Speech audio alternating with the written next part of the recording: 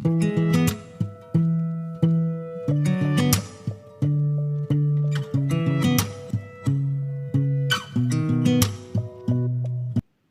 Friends, welcome to Afsana Tamil. Friends, வாங்க சுவையான பாலக் உருளைக்கிழங்கு மசாலா எப்படி செய்கிறதுன்னு பார்த்துடலாம். அவ்வளோ சுவையாக இருக்கும் சப்பாத்திக்கு. அதுக்கு ஃபஸ்ட்டு அடுப்பில் கடாய் வச்சுட்டு சின்ன குழிக்கரண்டியில் ஒரு 3 குழிக்கரண்டி எண்ணெய் ஊற்றிக்கலாம். எண்ணெய் காஞ்சதுமே 1/2 ஸ்பூன் ஜீரகம் ஆட் பண்ணிடலாம். ஜீரகம் நல்லா பொரிஞ்சதுமே ஒரு 6 பல் நறுக்கின பூண்டு ஆட் பண்ணிக்கலாம். 2 பச்சை மிளகாய் நறுக்கி அது கூடவே ஆட் பண்ணிவிட்டு 2 மீடியம் சைஸ் வெங்காயத்தை பொடியாக நறுக்கி அது கூடவே ஆட் பண்ணிக்கலாம்.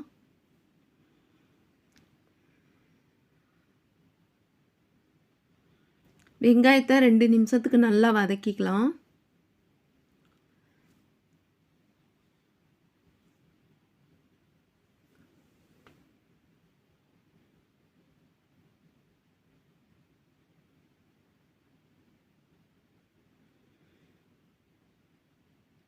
நான் வந்துட்டு ஒரு கட்டு கீரை எடுத்திருந்தேன்.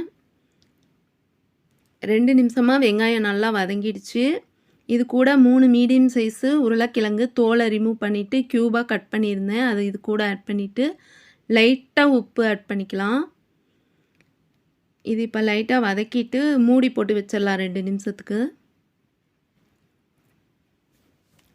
நான் ஒரு கட்டு பாலக்கீரை எடுத்திருக்கேன்.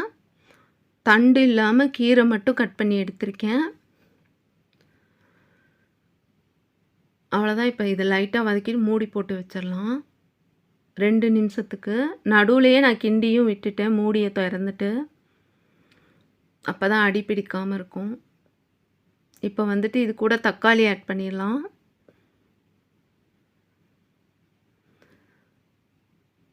அரை ஸ்பூன் மிளகாத்தூள் ஆட் பண்ணிடலாம். இது கூடவே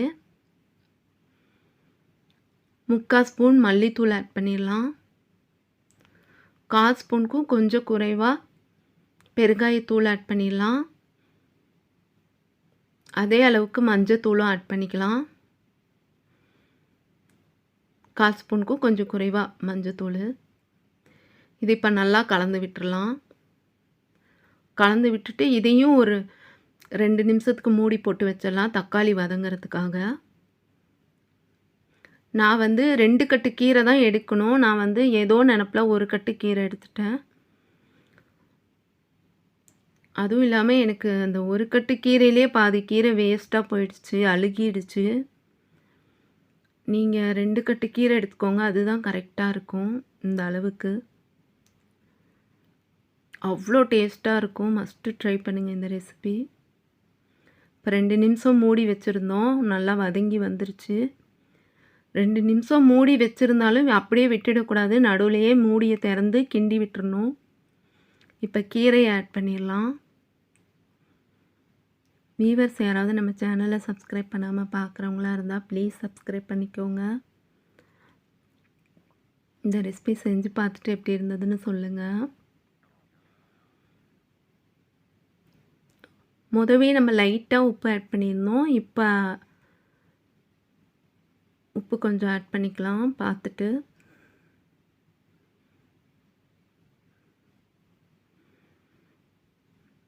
நல்லா இந்த மாதிரி மிக்ஸ் பண்ணிக்கலாம்.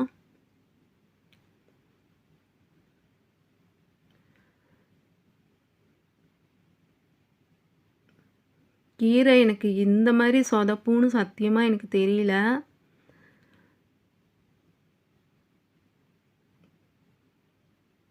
நான் அப்போவும் சரி 2 கட்டு கீரை எடுத்துகிட்டு வீடியோ போடலாம் அப்படின்னேன்.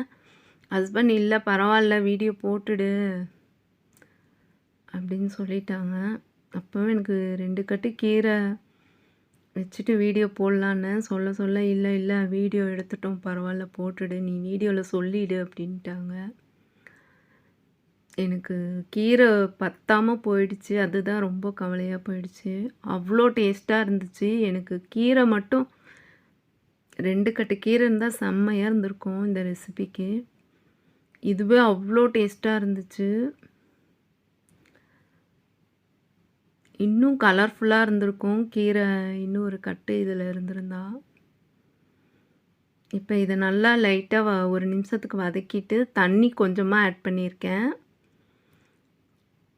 இதை இப்போ மூடி போட்டுடலாம். ஒரு 5, 6 நிமிஷத்துக்கு மூடி தான் இருக்கணும். நடுவுலயே கிண்டி விட்டுருங்க. நான் சொன்ன மாரி மூடி போட்டா அப்படியே விட்டுடக்கூடாது. கிண்டி விட்டுறணும் நடுவுல.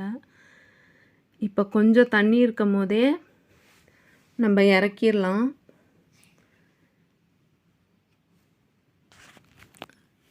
ரொம்ப வத்த விட வேணாம். இப்போ 1/4 ஸ்பூன் கரம் மசாலா எடுத்து வச்சுருந்தேன். அதை இது கூட ஆட் பண்ணிவிட்டு, அரை கைப்பிடி மல்லித்தழை, நறுக்குன மல்லித்தழை தூவி மிக்ஸ் பண்ணி விட்டு இறக்கிடலாம். பாலக் உருளை மசாலா சூப்பராக ரெடி ஆயிடுச்சு. ரெசிபி பிடிச்சிருந்தா வீடியோக்கு லைக் கொடுக்க மறந்துடாதீங்க.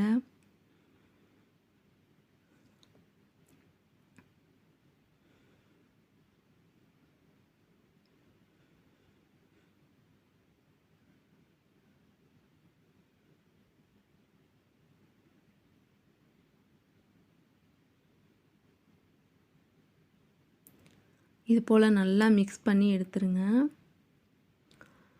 அவ்வளோதான். தண்ணி பாருங்கள், லைட்டாக அந்த தண்ணி இருந்தது கூட இதாகிடுச்சு.